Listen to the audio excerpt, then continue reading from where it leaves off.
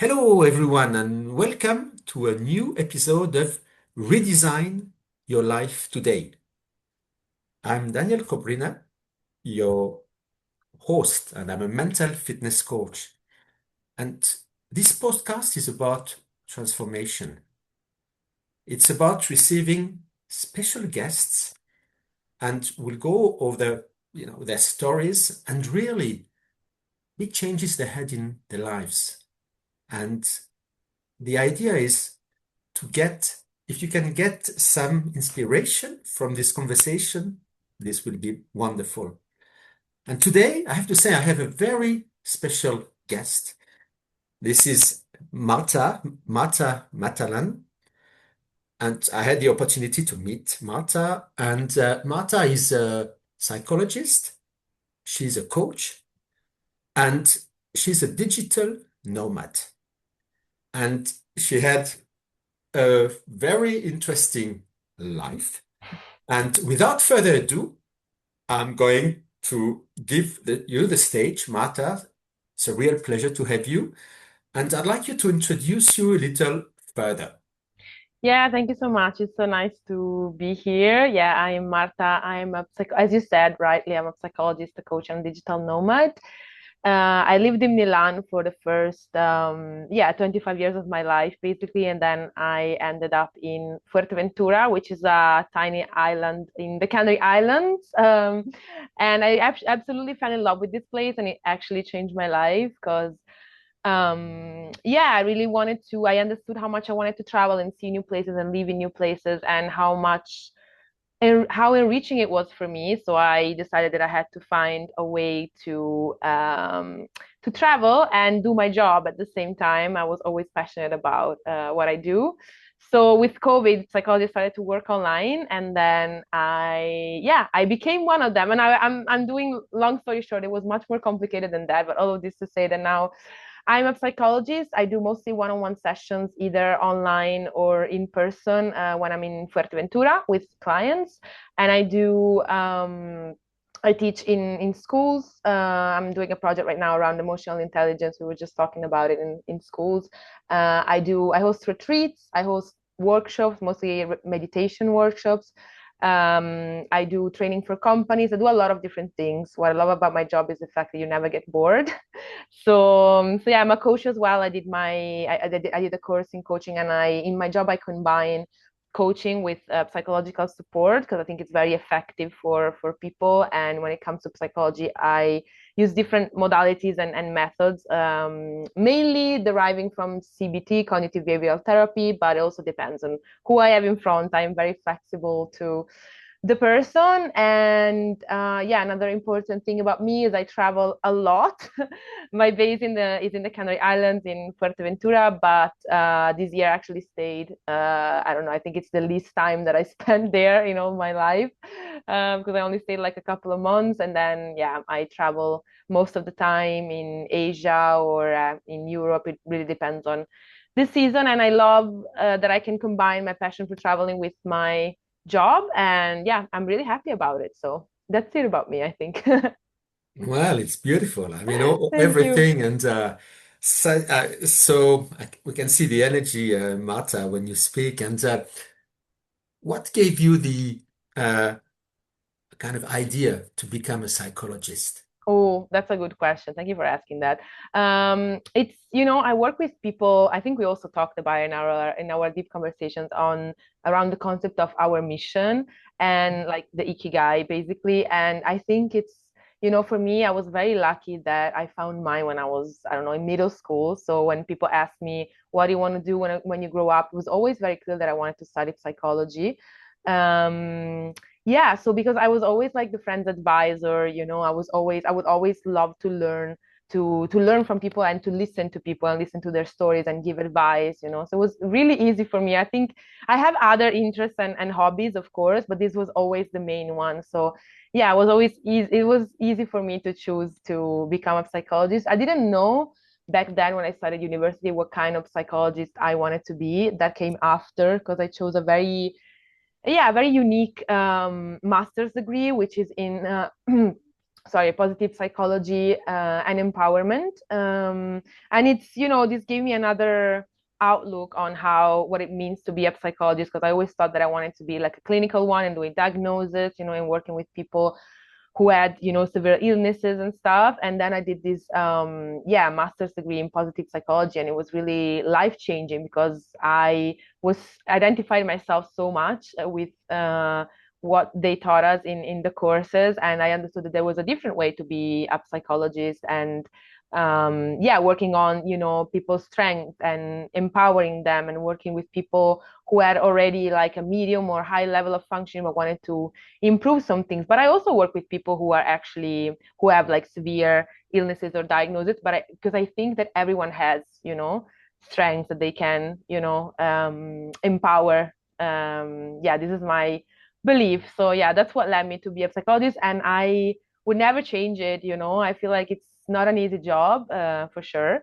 It has like difficult moments, and of course you have to deal with difficult situations and stuff. But yeah, like the fact that it's my big passion, it's my mission. I could never imagine myself like doing something else. I could never see myself doing something else. Makes it easy also to, to cope with the stress and everything that comes with this job.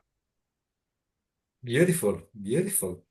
And thank you so much, Marta. And when I heard you saying that this was kind of a gift from you as an early, Yeah. person, child, or that people would come to you and listen to you, and this is something and you talked about passion. And just for our listeners who wouldn't know what the Ikigai is, Yes. can you just mention that, please? Yes. Yes. Of course. Yeah. The Ikigai is, actually what I work on basically every day with my clients.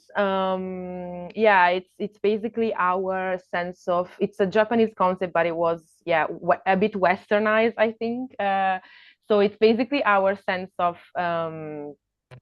mission, what we're born to do. And I really believe that everyone has one, that everyone has at least one mission in their life, and that's, I was so lucky again to find mine when I was, very young. And now I get to help people to do the same. And yeah, my favorite work with clients is helping them to find, their true passion. And I really love that.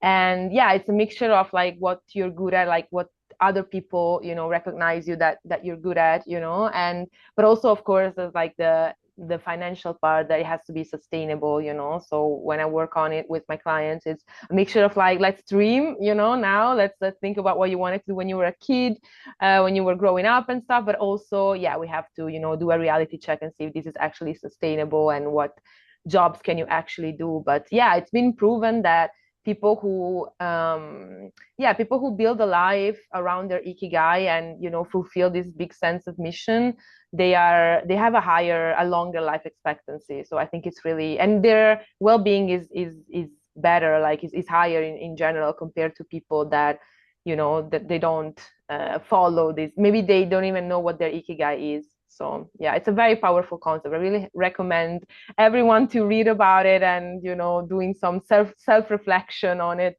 because it's really important. Absolutely. And I have to say, for me, when I first learned about this concept, it changed a lot as well.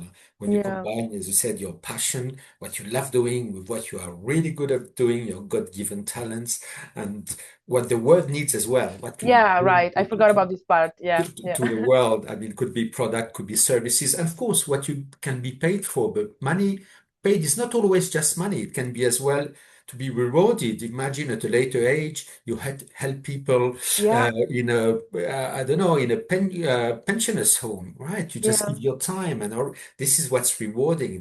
So it's about having this, yeah, this purpose of life, this yeah, and having goal in your life. Because if yeah. not, we are like running like headless chicken.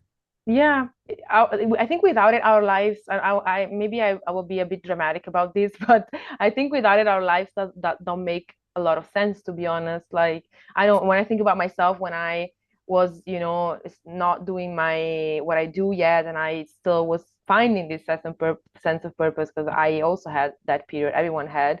I don't know, I feel like I was much, I had a lot less life satisfaction and happiness in the long run. Maybe you have like moments of happiness, but I think the Ikigai gives you like long-term satisfaction and happiness. And it's actually been proven by studies as well. So yeah.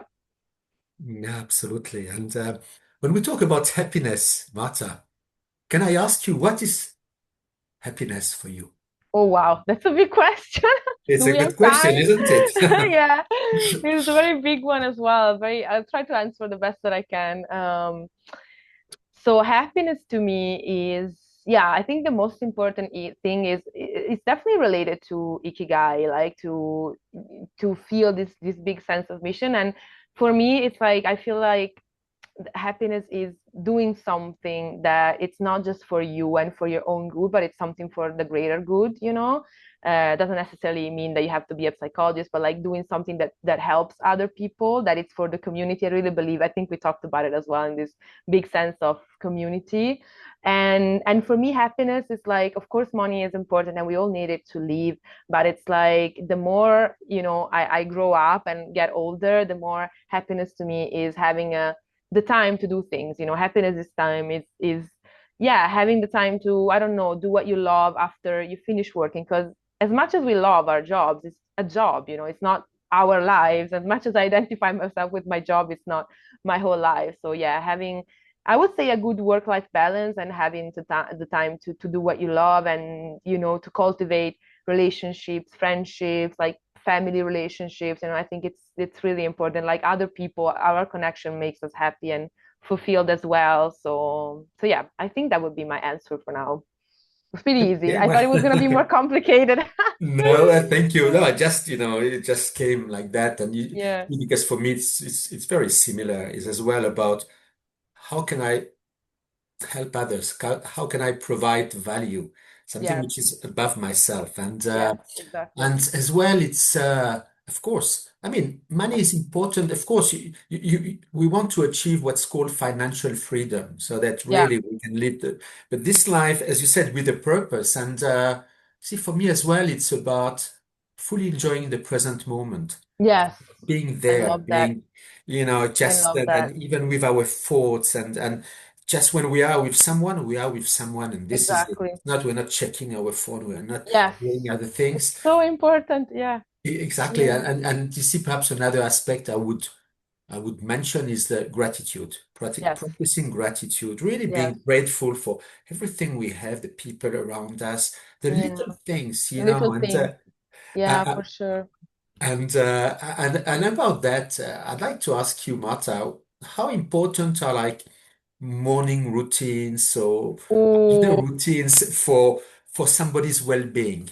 I love this question because literally I tell all my clients, I really not, I don't want to say push because it's not the right word, but I really advise my clients to build a routine. And for me, it's super important. Personally, it's like even when I'm traveling, it's like what keeps me grounded. And I feel like in the last month, I really focus on my routine. So I do, for example, meditation in the morning, even just like 10 minutes, but I do it every day. And I try to do yoga at least half an hour so that my body feels really good. And I do breath work every morning. Like the first thing, I don't drink coffee, so the first thing to wake me up is doing breath work. And I feel like it's what keeps me rooted and grounded. So I think it's really, really important. And especially when I'm traveling, it's what makes me still feel like stable.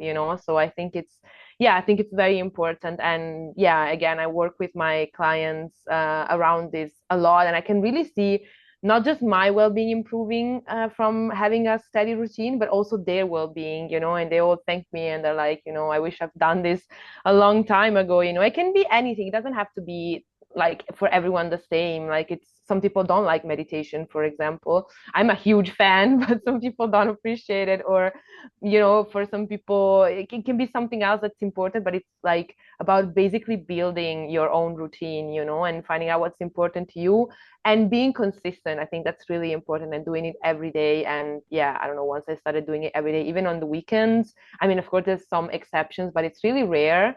And even if when I'm with other people, I realize that now I need, as I get older, I need some more time for myself and more, yeah, me time. Yeah, but it's also, even when I'm, traveling with other people, with my family, it really helps me to be rooted and yeah, to have alone time and doing my routine. So yeah, thank you for asking. This is a very big topic for me. I'm talking Well, to everyone about it. So yeah, but yeah, just thank you for your answer. And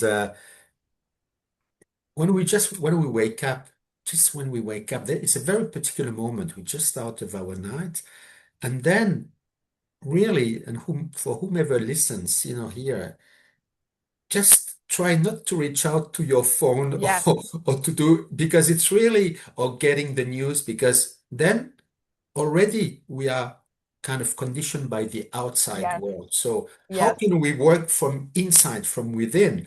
yeah, So for yeah, instance, even if we speak, say just half an hour, could be meditation, breath yeah, work, even yeah, sitting in silence, even not just even being yeah, ourselves.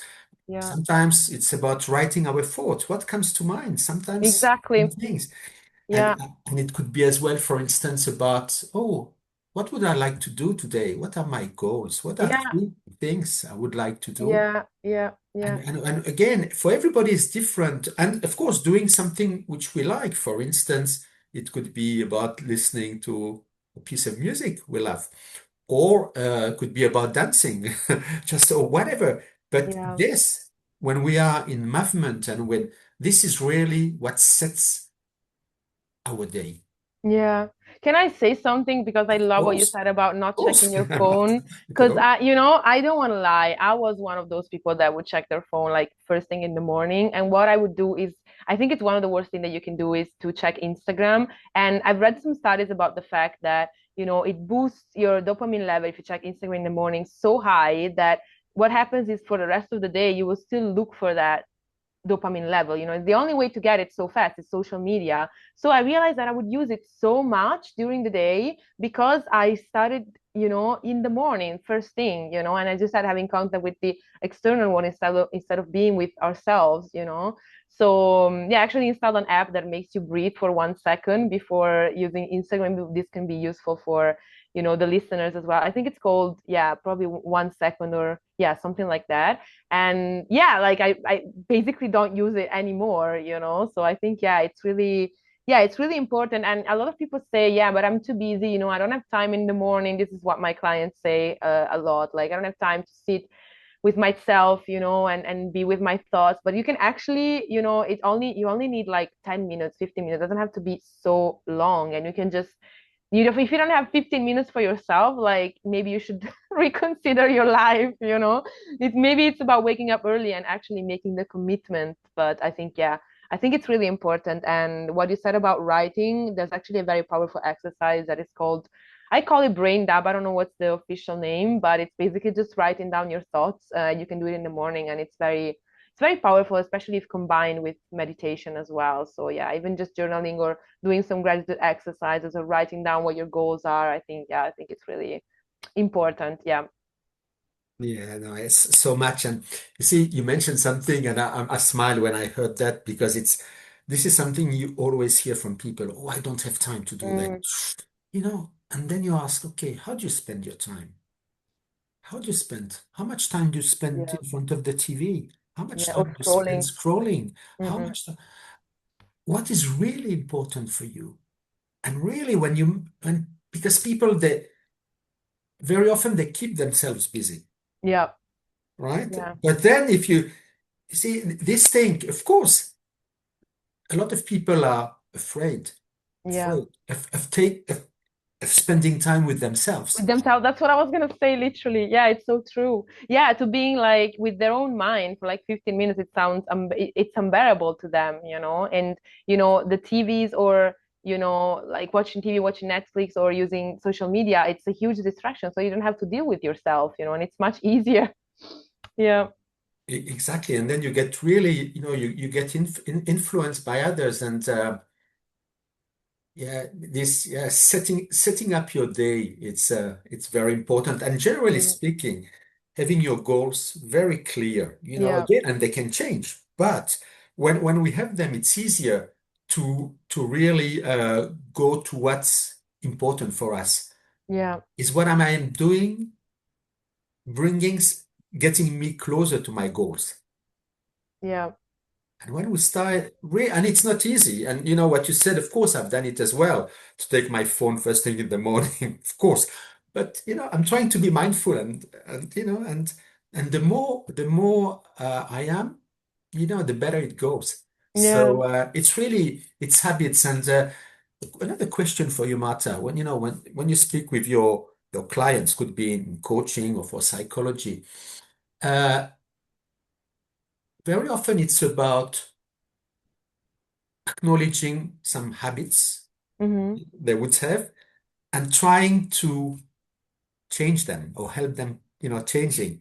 Yeah. How do you do that? You know, if you, I know it's not an easy, I mean, but you know, when people said, "Oh, I've always been like that. I've been, for instance, a perfectionist and this and that," and I think this is it. This is the way they are. What would you tell them?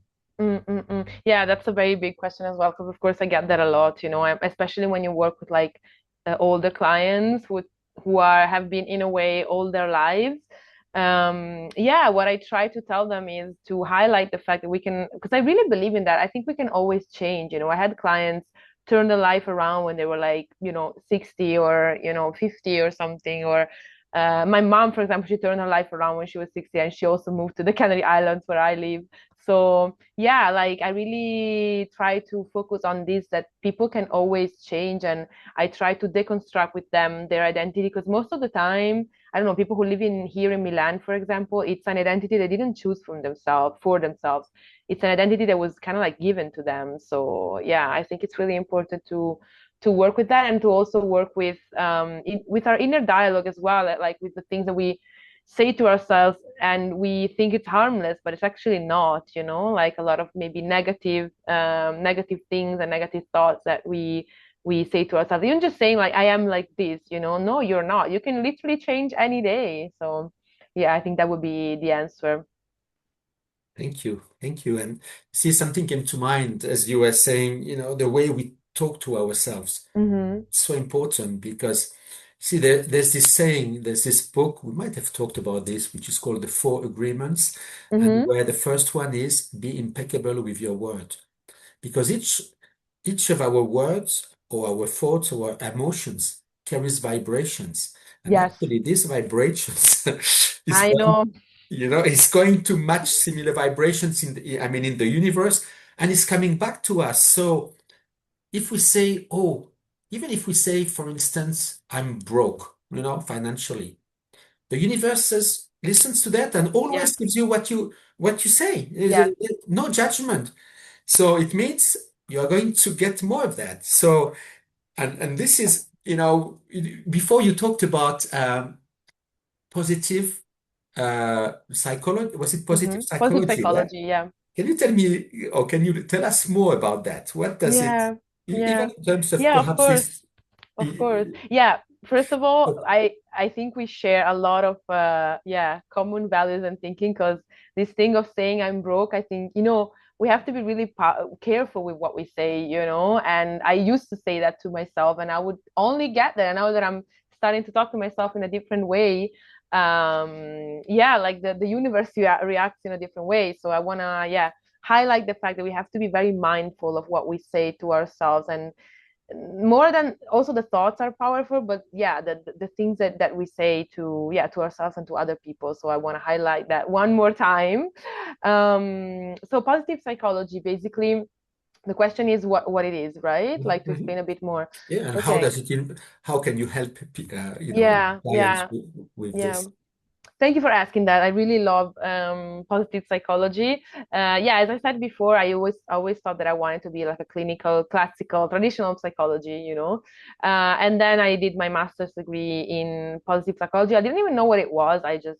I was very curious, and yeah, I remember even like a lot of people were against, like in my family, for example, they were not supportive of my decision because it was something new. It was like, you know, the first year there was this master's degree. So yeah, in the end, I really discovered a big passion for it. I've done some, you know, some very powerful courses like music therapy, for example. I have a huge, maybe my second biggest passion is music. So yeah, combining that with psychology was very powerful for me. And yeah, all of this to say that, you know, positive psychology is basically yeah, instead of looking at people as, categories and like diagnosing them, I really don't like this way of, being a psychologist. It's basically looking at people and not caring what their diagnosis is. I mean, I will know it, of course, if they have one. It's very important to know, but like I don't care about it so much, and just focusing on what their strengths are, and working on their self-esteem, for example, their self-perception, and all of these things. And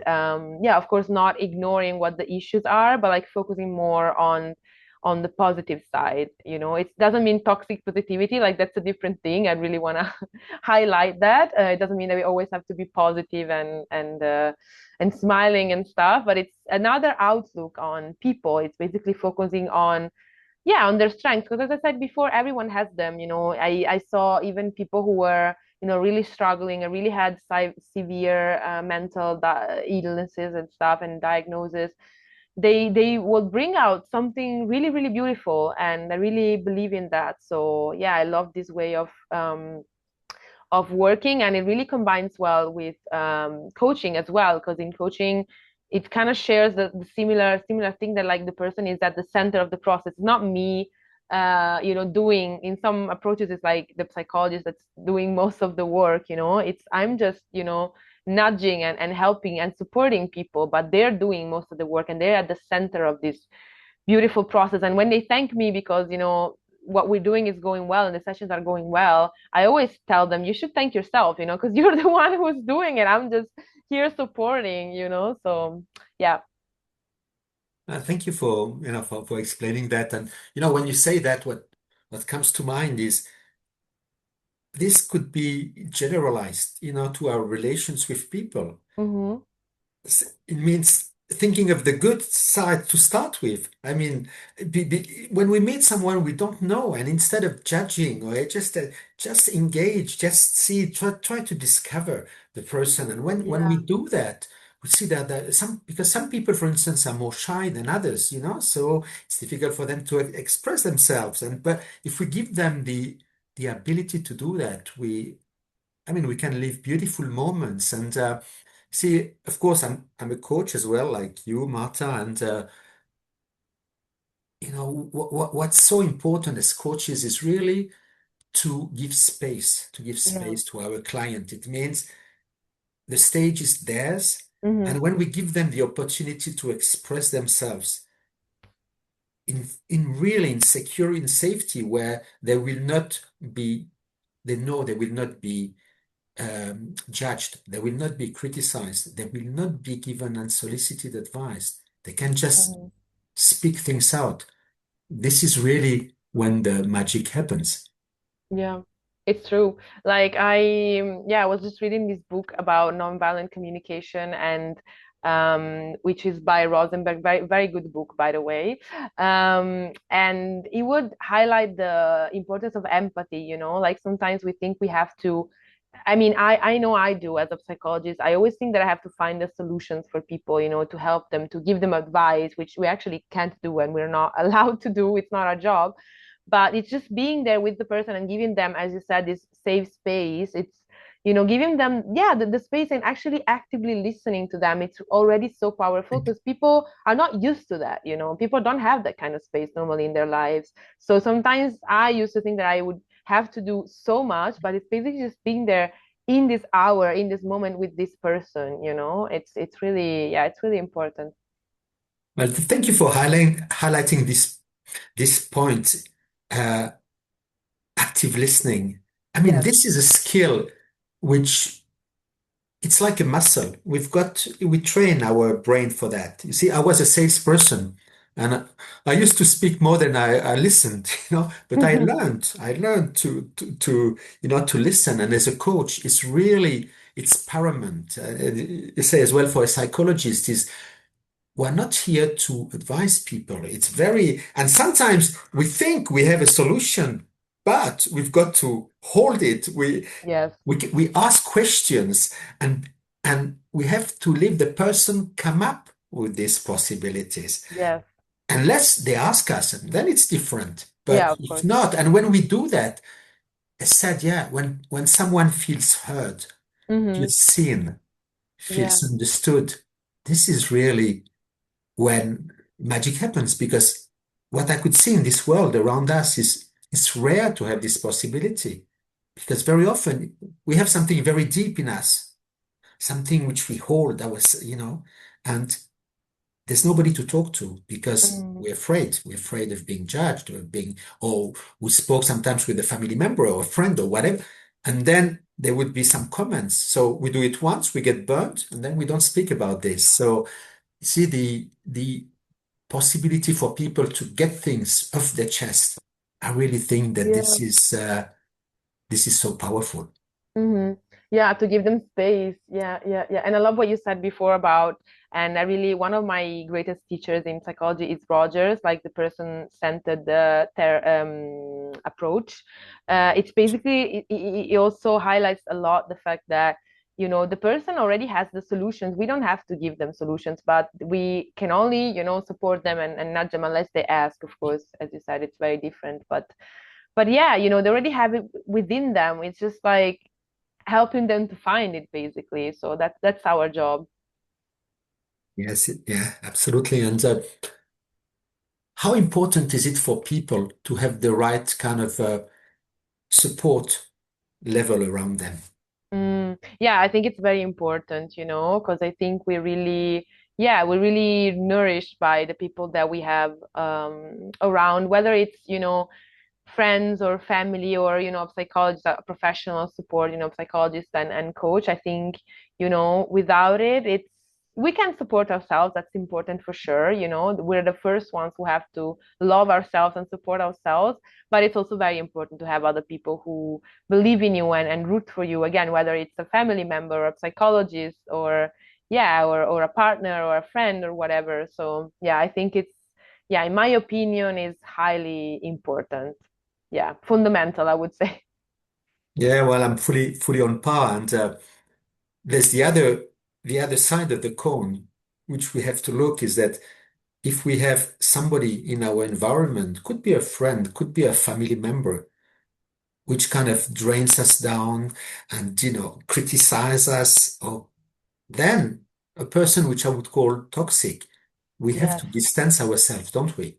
Yeah, yeah, for sure. Yeah, it's, having a person like that. I know I had my dose of people like that as well in my life. I think everyone has. Of Yeah, course. it's very dangerous because, we start to believe what they say about us, and, they're having, for example, like a parent that's very judgmental and very harsh on us. It can really influence our self-esteem, yeah, so it's really important to acknowledge it and then take a step back, and if you can, of course, when it's a relative it's more difficult, but like, yeah, distance yourself from those. And also what I do with my clients is finding out, like, sometimes they have like some voices in their head, telling them things, and I always ask them, like, is it you telling these things yourself, or is it someone else? Because most of the time, or sometime, it's a parent or partner, a former partner, or a friend. It's not actually there. So I think it's very important to understand what comes from within, what comes from us, and what comes from outside. And absolutely. And you see, when people don't realize that they've got all these saboteurs Yeah. in their mind, which are really programs running on autopilot and which we acquire from a very, very young age as babies. And this is like protection mechanism. Hmm. And I mean, when we become, all these saboteurs, like to be a perfectionist, to be a controller, to be a people pleaser, to be a victim, to be a hyper rational, all Yeah. that. Where does it come from? It's strength we develop really at a very young age to as a survival mechanism to cope with our environment. Yeah. And in the first 7 years of our lives, we take everything without filter. Everything is being registered in our mind, and we think this is the truth. And Hmm. then we have this issue that we keep, as you say, reproducing the same patterns in our lives. How does it resonate with you, Marta? It's so true. Yeah, yeah. That's why, as I said before, I really work on people's inner dialogue, because we're not even aware of, the sabotaging mechanism that we have in us. So I think the first step is to, yeah, to become aware of that, and then to actually change it when we've been living like that our whole life. It's our whole lives. It's not easy, but it can still be done, and I think the first step is to become aware, to write down, for example, the things, that negative things that you say to yourself basically every day, the negative concepts that you have about yourself. And yeah, I think it's very important and very powerful. And you know I've done this work as well on myself, and sometimes I still find myself saying negative things, and it's normal. And it's also, yeah, part of the job is also accepting, that we have this kind of self judgments, because that's, as you said, that's how our brain is wired, and our brain is wired to protect us and also to focus on the negatives, again, to protect us, so that we're ready to face it, and sometimes we get angry because we have this defense mechanism. But it's also something that I work on with my clients as well a lot, is like to acknowledge that we have them and accept them, because if they're there, it means they're not there to harm us, or to make us to influence us in a bad way. They're actually there to protect us. So the job, I would say, is to see them, accepting them, and understand that they have is their role. But then of course we try to change them, but not, I would say, not try to fight these defense mechanisms too much, because otherwise it's really not going to work. It's more important to, it's more useful and productive to accept them instead of fighting this.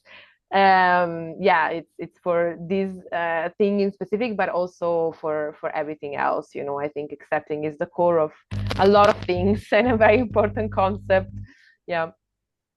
Yeah, no, exactly. And you see, I've done as well a lot of work, I mean, on myself. And when I got this, took this program, which is called Positive Intelligence, Mm, this really is focused on the saboteurs to the extent I liked it so much. I had so many changes that I decided to help people with this. I So, love for that. instance, just for people who are interested in knowing more about that, I mean, on my website, which is danielkobryner.com, when you click there, you can take an assessment. It's a free assessment.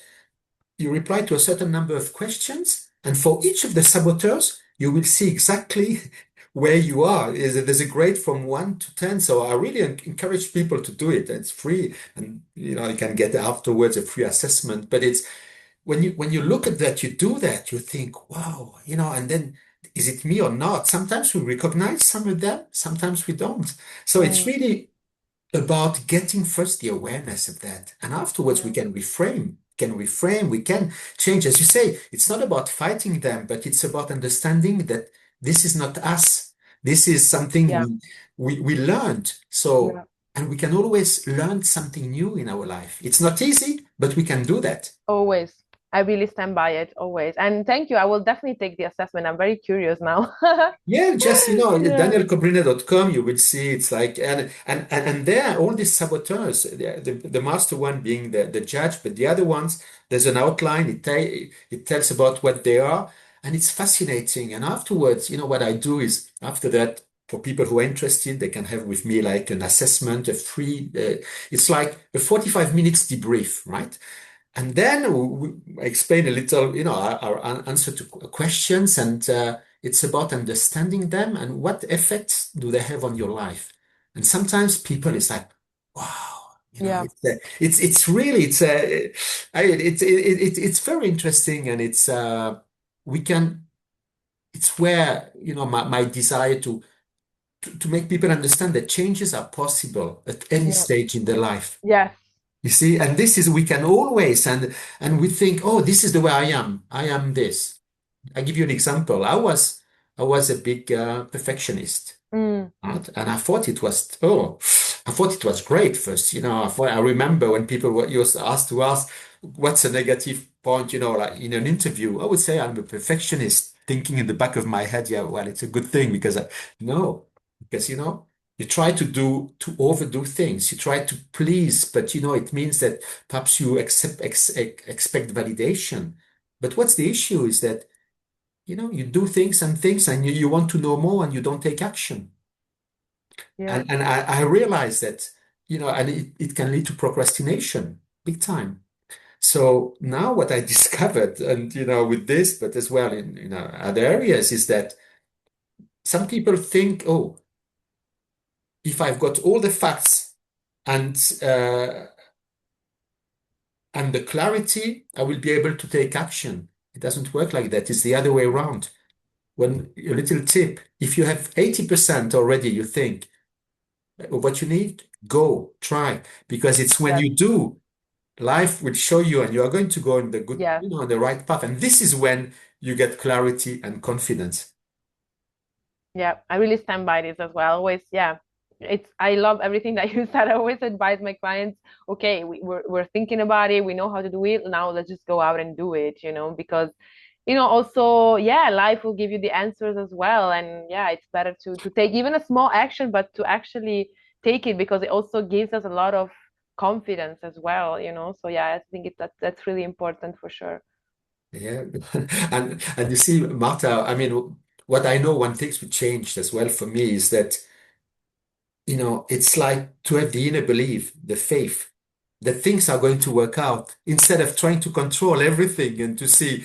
And our mind is very good to find the worst case scenarios and to focus and to Yes, worry, which is a yes, waste of time and energy. So now, consciously, I decided not to worry. I yes. don't, I mean, I love that. and it helps so much. Okay, there's a situation, right?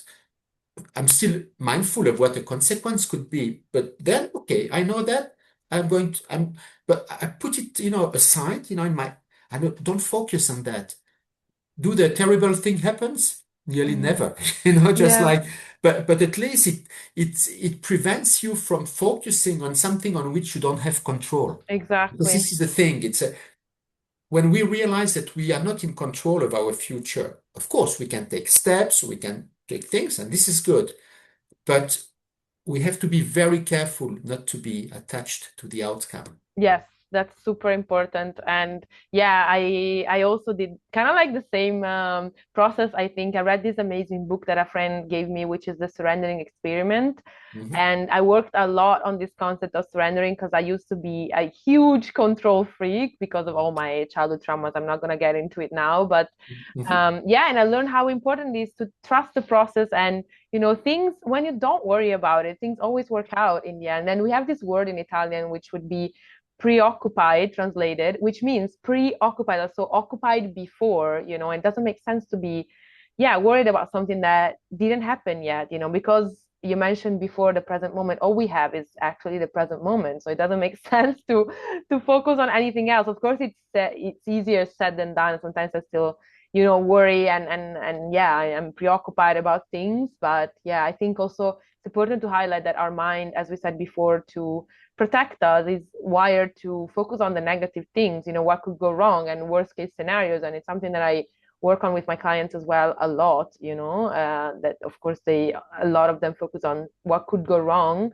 But yeah, which is makes this a bit more difficult because we really have to rewire our brain. But once we do it, I really learned that there's always, things always go the way that they're meant to go. And if something doesn't work out, it means that it's not meant to work out. Yeah, I think that's really important.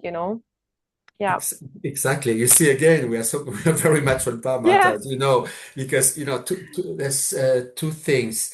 Uh, yeah, oh yeah, you see, very often there is kind of this fear of taking an action because, oh, we don't know. What about if it doesn't go right? Yeah. But actually, the question to ask ourselves is, what about if it goes well? Yes, And when, exactly. when we start actually really asking these two questions, okay, you ask, okay, worst case scenario that, right? Okay, I don't do it, I don't get the results. Now imagine the upside. What about if it goes Yeah. well? And the upside can be so much higher than you think, oh wow, of course I did Yes. that. It's people helping people reminding that actually, particularly if we take an action with intention, which is Hmm. aligned with our goal, it can't go wrong. I mean, even if it doesn't give us the results, Yeah. doesn't matter because we tried, through- and then we can always change course. Hmm. Yeah. Yeah, and I really believe that if you tell yourself, and I really proved it to myself as well many times, if you tell yourself this is gonna go wrong, like I'm gonna get, I don't know, I parked in a place that I was not supposed to park, and I'm gonna get a ticket. You're gonna get a ticket because you attract that, as we said before, and if you say to yourself this is gonna go well, it's not just magic, it's also how then you're gonna act based on what you think, and it's also, yeah, attracting what you want to attract in your life. So yeah, and again, it's difficult because we are rewiring our whole belief systems and way of that our mind works, so it's not easy, but yeah, it's really powerful to be on the positive outlook of life and of things. Exactly. And you see, what's interesting, because I said I learned a lot of, well, a lot of things in the last few years about spirituality, which I didn't have a clue about, right? Mm, But it's like when we do things, and I believe there is a superior power which is there, which same, always wants the best for us. And some people say the universe, some say God, some same. say the creator, some say Yeah, there are different names. And we have a kind of path, right? Which is there for us, which is where we are kind of guided without knowing it. And the interesting thing is we have free will. It means we can say yes and no. We can do yeah, some things, but in a kind of magical way, even if we don't take the decision which is right at the moment, we are always kind of guiding back. It's like a GPS. You yeah, take, it tells you to go one way, don't take it, but it brings you to the right way. And when you yeah, start realizing that and looking back at your life, and even sometimes things which we thought was a problem even could be, I don't know, relationship breakup or something. We think, oh, it's terrible. Then you realize it was the best thing which happened to you. yeah. So true. Yeah, and it was all meant to happen like that, Yeah. Yeah, actually got this card when we did I spent Christmas in Fuerteventura with my mom and my sister and some friends. And a friend of ours actually painted this some cards. It was really cute, like writing different sentences in each one of them. And mine, and I think it's so right for me, was something like when something doesn't go the way that we want, in the moment we think it's a curse, but in the end it's our biggest blessing. And it's so true, and I can see it in my life, and I'm sure you as well, like everything that didn't work out my way, it was for the best in the end. So it doesn't matter, it doesn't make sense to get upset or get angry if it doesn't work out, because there's a reason why it didn't work out. You're meant maybe for something different or something greater. So yeah.